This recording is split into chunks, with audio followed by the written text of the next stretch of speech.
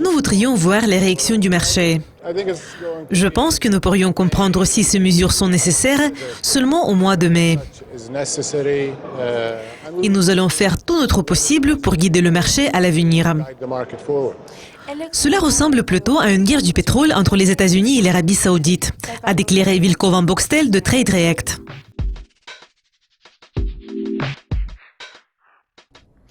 Les prix du pétrole sont soumis à des pressions très fortes. Ils ont reculé au-dessous du niveau de $49 le baril pour la première fois depuis 2016. Donc, Wilco, quels sont les facteurs qui exercent la pression sur le marché du pétrole?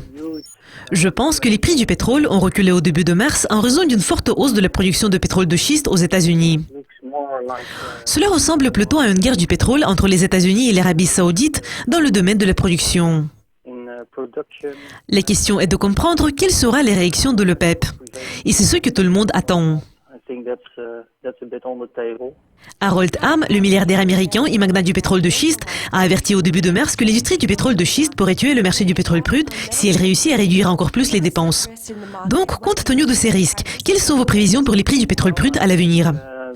Je pense qu'il serait difficile pour les producteurs de pétrole, même pour les producteurs de pétrole de schiste, de franchir le niveau de $49 le baril. Du point de vue technique, sur le graphique, nous voyons un soutien toujours assez fort.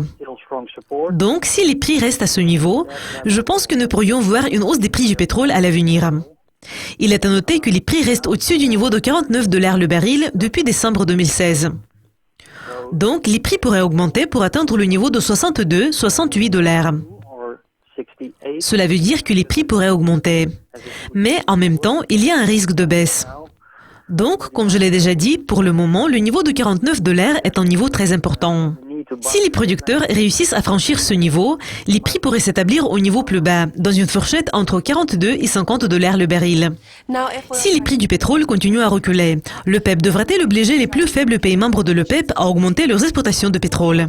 Je pense que cela va provoquer une nouvelle baisse des prix du pétrole. Nous avons vu les réactions récentes du marché. Pour le moment, il n'y a pas de pénurie et la demande augmente. Donc, il est difficile de prévoir si tout le monde va commencer à augmenter les ventes et la production.